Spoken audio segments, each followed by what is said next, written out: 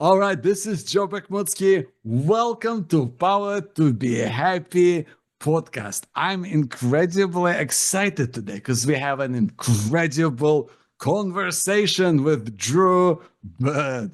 Drew is an expert in drama therapy, and Drew is also the head of Creative Arts Therapies Program at the University of Melbourne. And Drew is just an exemplary human being. Drew, I'm stoked to have you. Welcome to the show, Drew. Thanks, Joe. That's quite an opening there to live up to. Quite a welcome. But yeah, I'm very grateful to talk about drama therapy and its benefits. Yeah.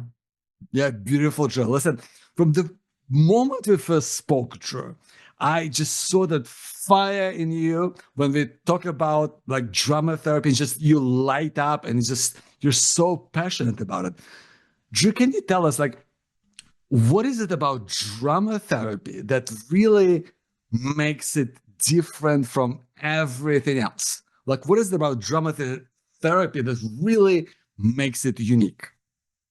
Okay, well, that's a good place to start. So, well, drama therapy is a unique form of psychotherapy. And most traditional forms of psychotherapy use the spoken word. So, there's a lot of reliance on talking therapies. And now, drama therapy, like a lot of the creative arts therapies, like dance therapy, music therapy, and art therapy, they don't rely so heavily on speaking alone. We look at what we might call non-verbal communication. Yeah. So, non-verbal could be through movement, it could be through image making, it could be through story making. So, in a sense, the emphasis is not as solely on talking. It's about exploring and expressing yourself that can be non-verbally. So, in a sense, being able to move and express oneself, through gesture can also be a really helpful way, not just for someone who might not be, if you like, confident with words, but actually it's a really good way of being able to access perhaps experiences that we might have had, like traumatic experiences, where we might not even have words for. So the non-verbal approach in creative arts therapies lends itself to people of all ages, all types, and it's a very creative way of exploring and expressing oneself, in a very non-conventional way. So, as I said, it could be through image making, it could be through music. Obviously, I'm a drama therapist. We might employ all those ideas. We might employ music. We might employ image making. But mostly we're employing story. And we're using the body to help us express ourselves in ways that maybe words have limited. So, in a sense that we might not have much repertoire. After all, 96% of our communication is non-verbal. So, finding a way to express ourselves through our body helps us potentially to access a bigger part of ourselves that may not always be available when we use words alone. Yeah, I love that, Drew. And I love how, like, going through expressions through your body, through something that comes up from somewhere deep within us. I feel it's also something that helps us to, especially when may have been impacted by trauma, it helps us to find that sense of trust within yourself, something Yeah, yeah. right? Like something that you can now go off into the world and be more confident about, sharing just your true thoughts, your true feelings, being more confident in the way that you lived your life, no matter what sort of things have happened to you in the past.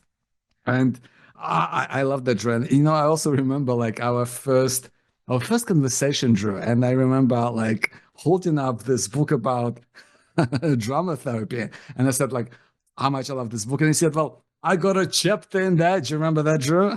Yeah, I do. Yeah, yeah. Yeah, you can't make that up. And I just remember I remember this chapter, I had a bookmark in it. And I just remember it just stood out for me because that work was so personal. And this is one of those things that I love in the whole mental health therapy space, if you will, is like it's very personal, it's very meaningful, and it's something that like you want to carry through and you want to share with the world because it means something to you. Like what is your connection and how did you say you find yourself in this world of drama therapy, of creative expression with the focus on healing?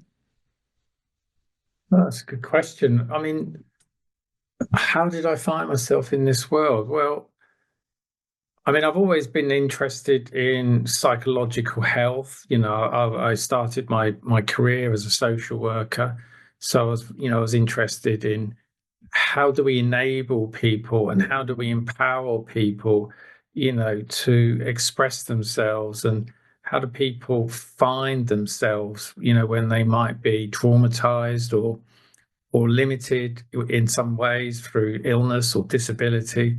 So I've always had an interest in enabling and supporting and helping people find meaning in their life and overcoming oppression. So that's a really big feature in my mindset is, that there's a lot of oppressive forces out there that can really limit people.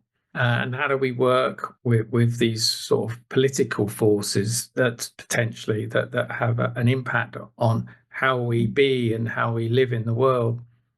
So that was where I started my journey. But I'd always had an interest in theatre. And, from a personal experience, I'd found it very engaging, very liberating, being able to be someone else other than me, if you like, gave access to parts of myself my normal presentation of myself might not permit. So, if I was to play, King Lear, from Shakespeare, that's not a normal everyday role for me.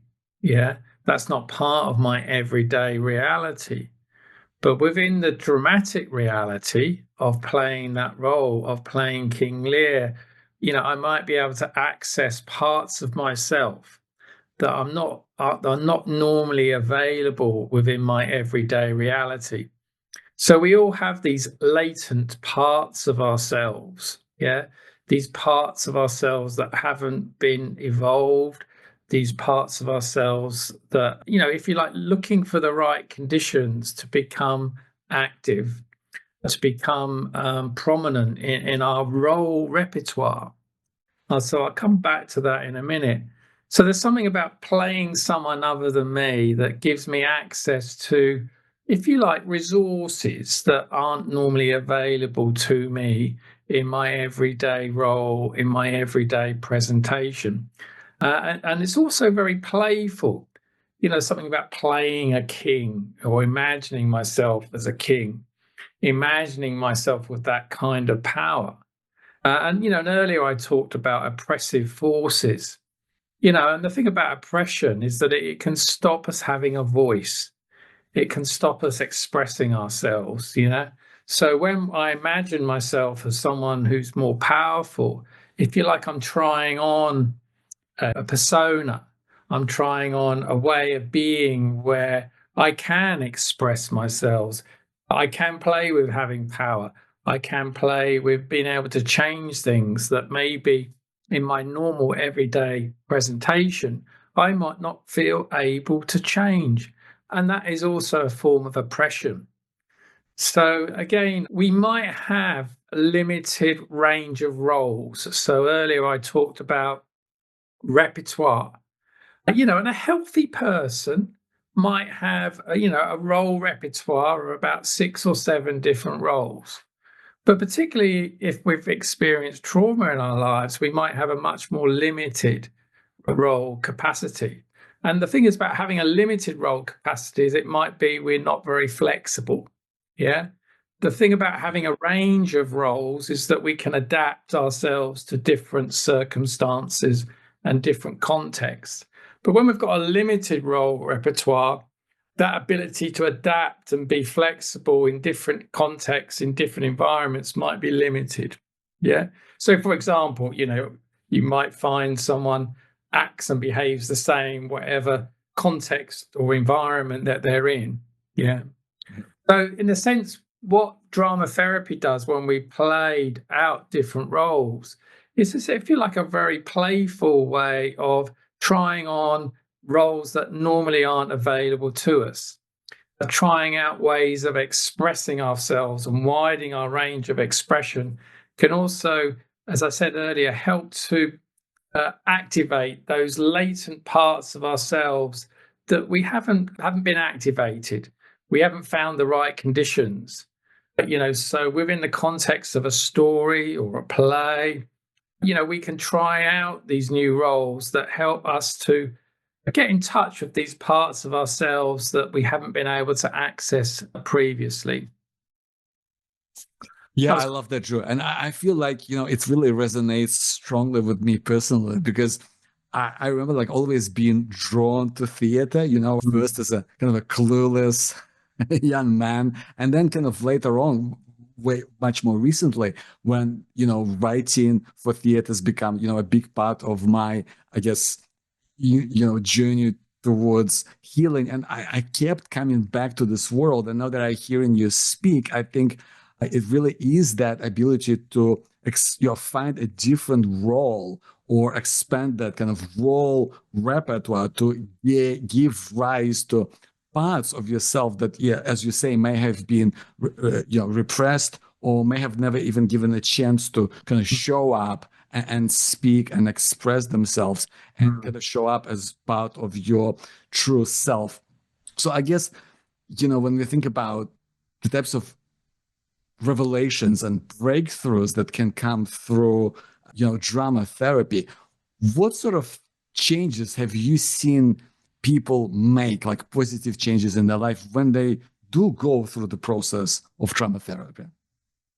Well, I mean, it's a wide range. I mean, people might feel just more confident, being able to express themselves, not just verbally, but within their body. You might notice that they're more able to articulate themselves with gesture. Yeah, or they might even be more sensory aware of their experience. They might be able to find more pleasure within the sensory world. Yeah, because what happens when the body is traumatized or frozen is that the body's capacity to, if you like, tune into the sensory world might be impaired. Yeah. So in a sense, what can happen when somebody starts to develop a more sensory relationship with their experience is that it opens up all sorts of other possibilities for expressing themselves in more nuanced ways. Yeah. Yeah. So again, it's very varied, and everyone's going to respond quite differently. But certainly, you might expect to see someone being able to build better relationships, more secure relationships. They might be able to regulate their emotions better.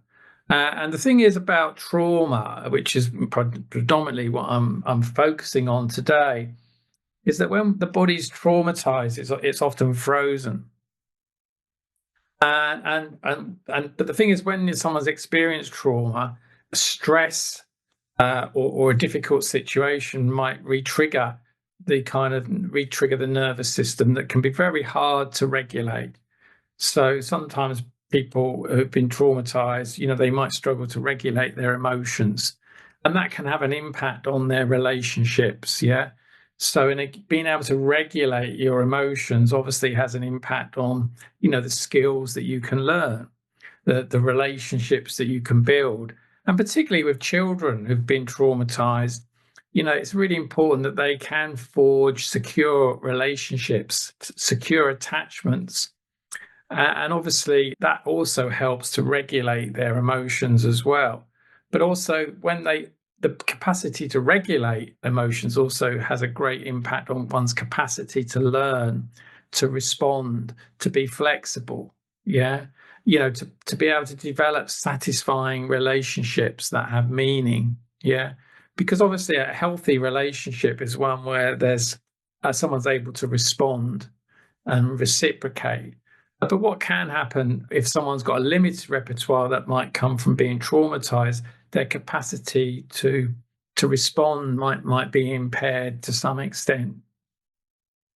So vital, Drew. And I love how you brought all those different connections together about relationships and the role repertoire, and making personal meaning from our own experience and through our sensory kind of experience. And I guess it kind of takes that idea of what we touched on earlier about trusting yourself and your body and your own experience, Yeah. but now essentially building trust Yeah.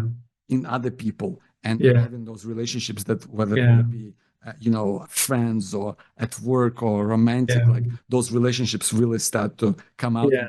and go to a different level. Yeah. I'm really liking what you're saying.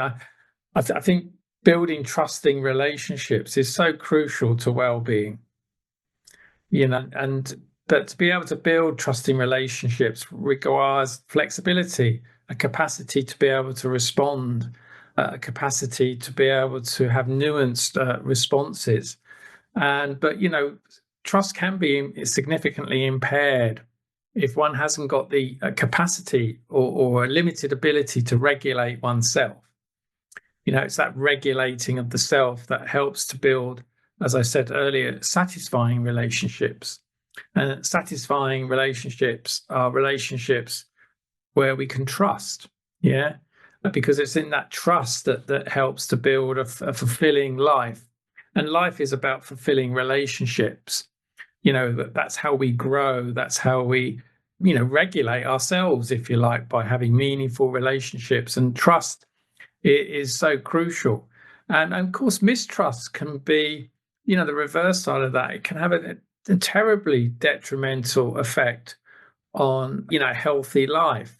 Given the importance relationships do have in our capacity to live a fulfilling, enjoyment, and engaging life. And this is, it's my own research area, if I'm not really honest, is that what impairs on forging a healthy relationship. And a lot of my more recent research has been around clowning, believe it or not. And the clown's capacity to be able to forge a relationship with the audience is one of trust. But it's also the ability to be vulnerable, the ability to surrender. So whilst I'm talking about clowning, these are all qualities that are needed within a healthy relationship. That ability to surrender, to be able to respond, that ability to trust, that ability to be able to co-create meaning. That we together, this is what we create. So again, I'm obviously bringing a current interest to my thinking here, but I think my interest in clowning and the relationship with the clown in the audience has, I think there's a lot we can learn about the importance of being vulnerable. And the thing is, when you've been traumatized, it can be very hard to be vulnerable, because the vulnerability potentially can reignite some of those conditioned responses that have come from a traumatic experience. And actually, to live a healthy and enjoyable life, vulnerability is really important. It's part of being human. But again, when you have experienced trauma, people's capacity to be vulnerable can potentially be impaired.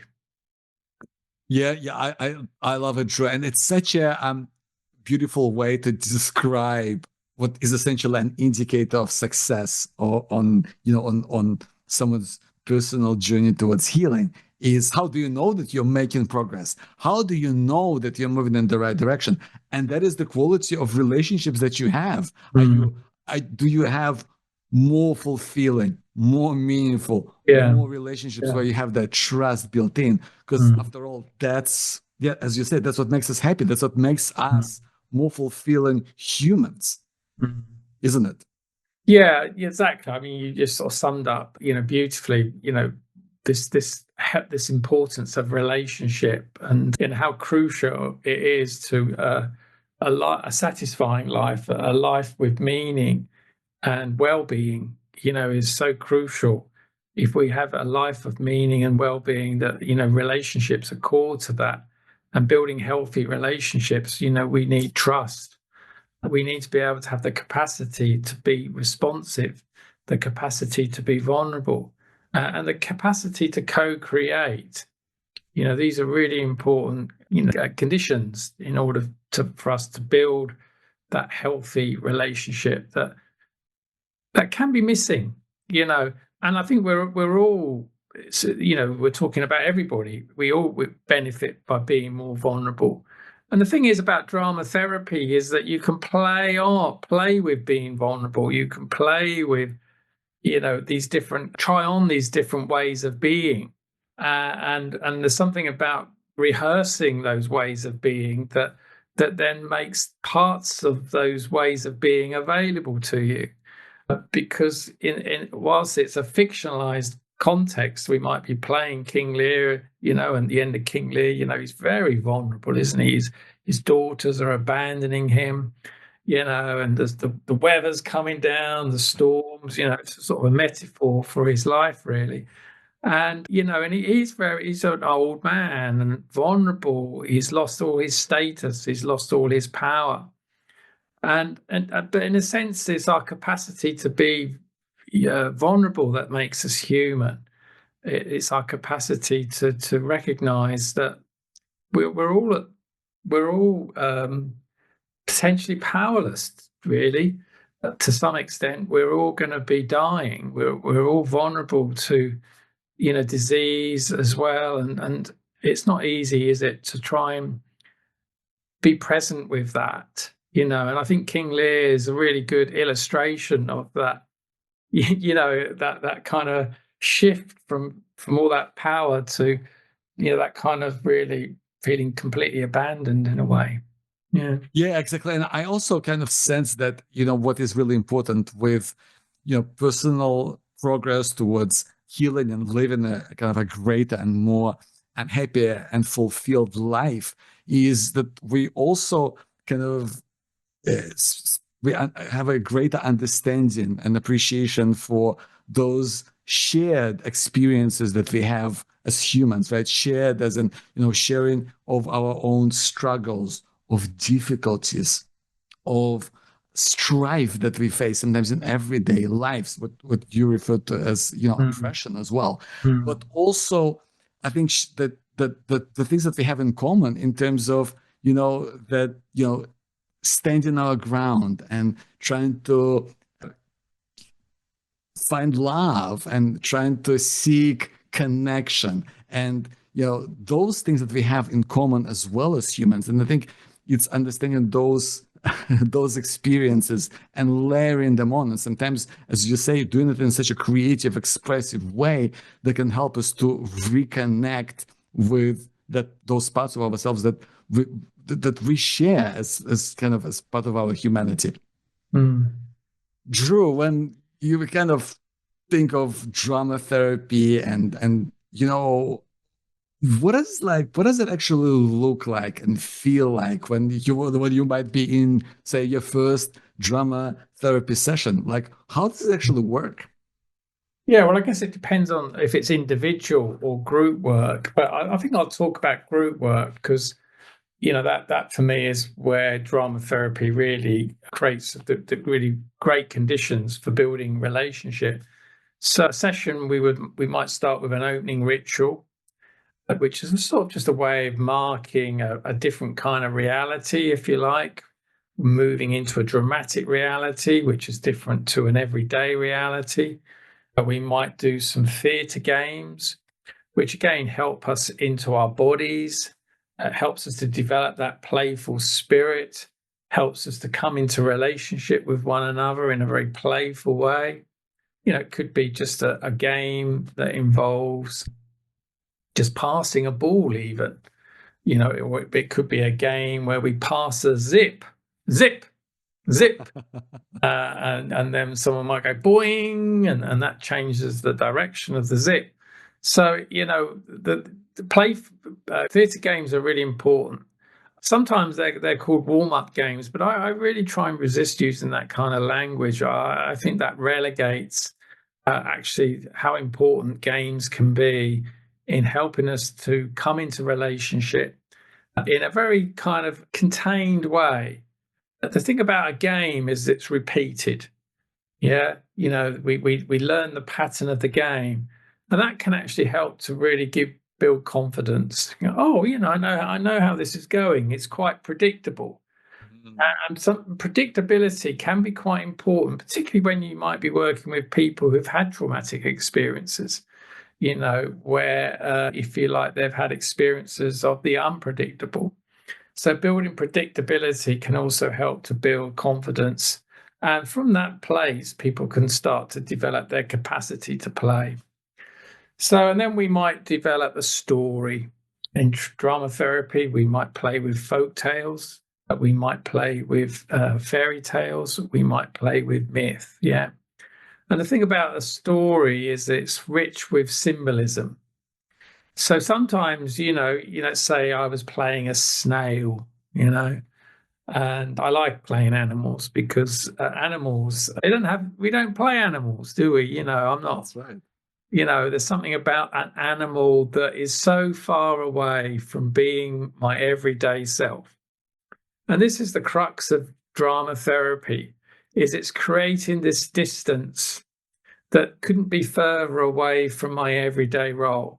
So something about being a snail that is so different to the way I operate within my everyday reality. But playing a snail, it sort of gives me permission, if you like, to express myself in ways that I wouldn't normally potentially have opportunity. For example, moving slowly. I tend to rush around in my everyday life. I don't normally have to carry my home on my back. Mm. And that's an interesting metaphor, isn't it? I've got this shell, and when I'm threatened, I can squeeze back into my shell. Now, playing with that metaphor and that symbolism, it might be I'm exploring some potentially deep-rooted and unconscious parts of myself that I've not explored before. So the thing is, when we're playing with symbolism, we don't always know what we're playing with, but it can give access to a lot of ourselves that maybe consciousness might limit. Yeah. So playing a snail, I've got this big shell on my back. At any moment, I can retreat into it. That's very different to my everyday persona. Or is it? You know, it might be not so different, but there's something about the safety of playing a snail. I can sort of play with, this snail, it's not me, it's nothing like me, couldn't be more different to the Drew that I know. And that in itself, it sort of opens up possibilities. There's things I might be able to do as a snail. There's things I might be able to express as a snail that in my everyday presentation, I might edit. I might, if you like, repress, or I might restrict. But playing the snail and its playful nature, I might be able to go places that my everyday personality or habits might not permit. Yeah, I love that. Now, I already feel like I want to play a snail. Yes. No, you're so right, because it allows us to kind of unlock that part of ourselves that might be so different that it kind of shifts that whatever, like I think what you refer to as kind of role repertoire, it might shift it so way out, then making a different step or behaving in a different way in life, even just a little bit, it doesn't feel so weird, right? Like it kind of that's where we lead into, isn't it? In a way. Yeah, I mean, I was just thinking, these tendencies that we all have to limit ourselves. I often catch myself in everyday reality saying, "Oh, that's not me." No, I wouldn't do. No, that's not me. I'm not going to do that. I'm not going to watch that. That's not me. We have all these rules about what we permit ourselves to do. These entrenched, conditioned habits, that we might not even be aware of, that limit us. But when I'm playing the snail, I'm not governed by those same rules. Yeah, I'm operating in a dramatic reality where anything is possible. I haven't got the limitations that I've normally built into my life and my existence. Yeah. And, there's something about the snail and the world of the snail that if you like, give permission to myself to do things I wouldn't normally do. For example, if I'm frightened, crawling up inside the shell, you know, just having a sense of the security of that shell. I suspect in my everyday reality, I probably wouldn't want to be that vulnerable. I might resist acknowledging that I really would like to crawl up, and hide from the world. Yeah. But as a snail, that feels quite permissible because that's the world of the snail, you know. Yeah, absolutely true. And it just makes me think on reflect on the personal experience, Drew. Several years ago when I was going through treatment for cancer, I remember had a lot of side effects from chemotherapy treatment, and I couldn't play or spend as much time with my then 3-year-old son.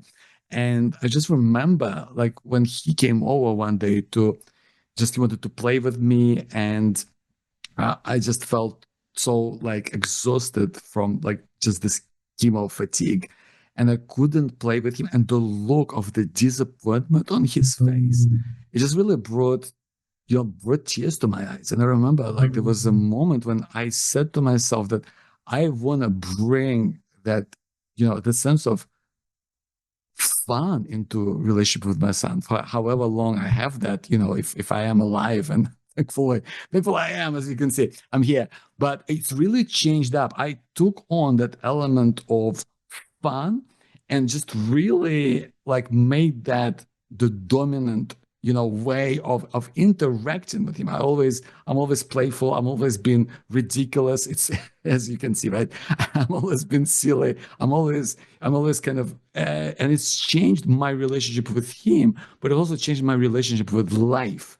And I feel like that sense of playfulness, especially given some of the more difficult experiences that I might have had in my own life, it gave me an extra dimension of that sense of aliveness, the sense of just feeling exploratory, and that sense of possibility that is possible about life.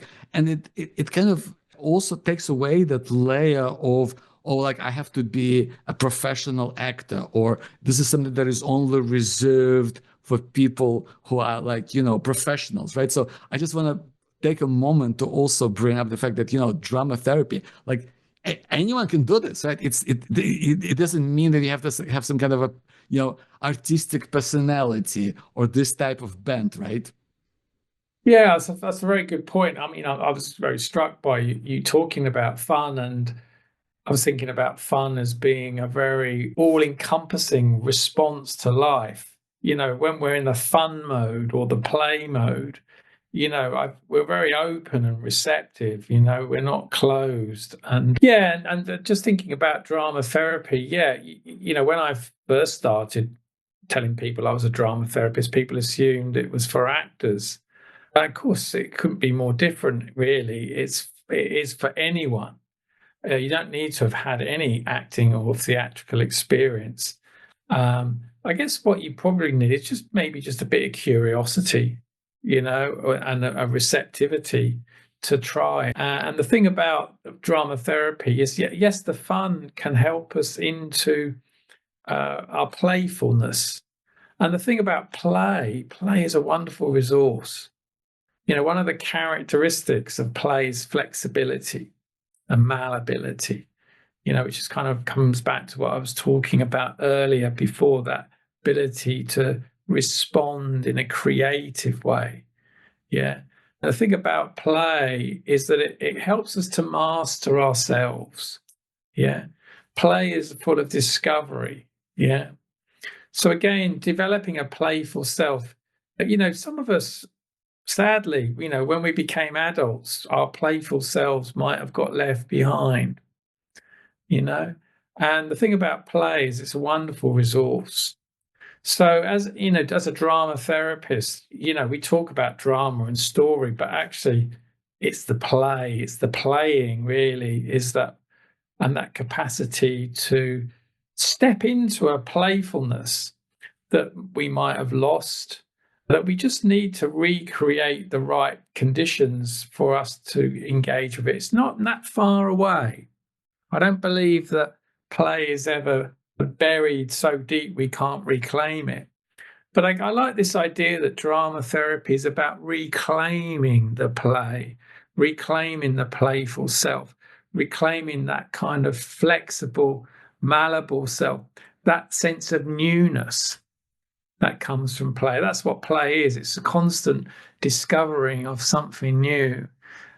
Something really amazing. I love it when I discover a new walk. And that's very different to reading about a walk in a book about walks. There's something about discovering it that through my own means is so satisfying, rather than being told, what to do. Yeah. So, obviously I've talked about games, in drama therapy in different roles, but at the heart of all this is just that play, that willingness to try something on, to experiment. I'm going to experiment being a queen. I'm going to experiment being a snail. I'm going to experiment being a king. What might I discover from playing all those different roles? So yeah, it's that sort of that playful endeavor. And as I said earlier, play is about learning to master the self. Reclaiming the playful self. Drew, I love that. Drew, if somebody wanted to try drama therapy, what would they do? Well, there are drama therapists out there. In Melbourne, there's plenty of drama therapists and creative arts therapists. So sometimes we talk about the arts therapies, and arts therapies involves drama therapists and dance therapists. So yeah, there are plenty out there in Melbourne. Obviously, they're all got different levels of interest in working with different people. But that would be the first port of call. There's also, we've got ANZA Carter, which is the Australian and New Zealand and Asia Creative Arts Therapies Association. So we've got several hundred members there. So that's always an access point for finding arts therapists. There's also PACFA, which is another acronym, psychotherapy, counselling, something and something something. Yeah, there's lots of acronyms. And of course, we've got the Australian Dance Therapy Association as well. So, these are all opportunities to, discover the playful self, discover all those parts of you that you've not found words for that are still here, still waiting to be explored, still waiting to be expressed, still waiting to find an outlet to, if you like, breathe. Yeah, to breathe into that kind of part of you that you've not breathed into. And I'm just going to say something about breathing because it's really important. When we're in drama therapy, breathing is really important. Not that it's not important in the other arts therapies, but there's something about when you play a game and you breathe, you have a much richer and much deeper experience of yourself. And the breath really helps you to connect with your emotions. Yeah. So there's something about just having your mouth just slightly open when you're playing a game that can really help you into that experience, to deepen that experience, to have a much potentially getting in touch with those emotions, those parts of ourselves that just waiting to be touched.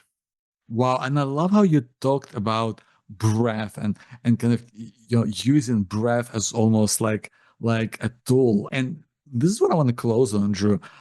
I think we all are trying to have a better understanding of the way sleep and exercise and nutrition can help and better our mental health. But what part of self-care and perhaps self-nourishment, right, if I might call it that, which part is not getting enough attention, do you think? Well, I think I have touched on it. Is this? I think this part that perhaps doesn't get enough attention is probably our bodies, and our capacity to be playful in our bodies. I think most people recognize that exercise is good for us, but actually, if I'm thinking about dancing and shaking and rolling, and strutting and just bringing those parts of my body into play that I may have struggled to find a place for. Yeah. There's all this part of me that's longing to be expressed. These parts of me that I just need to bring into a playful relationship. So I think the body is really key here. It sort of comes back full circle. We started talking about, the traditional talking therapies and how drama therapy wasn't, traditionally a talking therapy, but it's very much moving and working non-verbally, working with the body. And the thing is, the body doesn't give up some of its, the trauma is still stored in the body, through the body we can access it and bring it into change our relationship with it, if you like. So I think for me that would be the key message to a healthy life. In a sense, I'm potentially advocating, a more creative relationship, a more playful relationship with our body, getting it to move in ways maybe that you didn't know it could move. You're finding ways to express things that you might not even know what you're expressing. But there's real joy, I think, in finding a body that can express itself. So that's key. I think the other thing I feel is key is creativity, which is really what I'm talking about, and is finding a creative and playful act that you can do consistently. I love writing. I love writing stories. I love to dance. These are the two key things in my life. And there's something about giving myself over to creativity every day that consents to newness. Consents to newness. And the thing is, I went to an event recently. I was very struck by the keynote speech. And what they were saying is that if we look to the world, we look outside of ourselves, we look to the news, the headlines, it's not good news, is it? It's full of very sad news. And it can be really hard sometimes to know where hope is. It can be really hard to see where is the hope in the world. And I think what I've discovered is that when I play through my creativity, I find hope. And it's important that we don't lose hope. It's important that we can find a creative act that helps us to get in touch with hope. Because in a sense, it's the hope that we need to take responsibility for in our own lives in order to find hope in the world, because there is no hope in the news. So we, to some extent, I feel we all have a responsibility to find a creative act or creative practice where we can nurture hope and bring light to the world.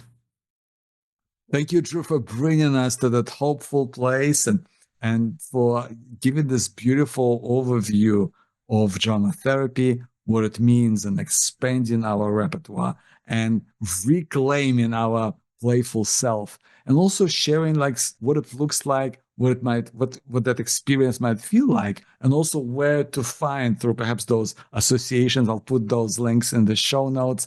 But I just want to personally thank you. Drew, from the bottom of my heart for the work that you do, but also just like the passion and the drive that you bring into this world to help more people reconnect with those parts of themselves that may have been lost or perhaps Mm. not even had access to. So thank you Mm. for what you do in the world, Drew. Well, thank you, and and thanks for this opportunity to, to share something that's changed lives, and it's changed my life too.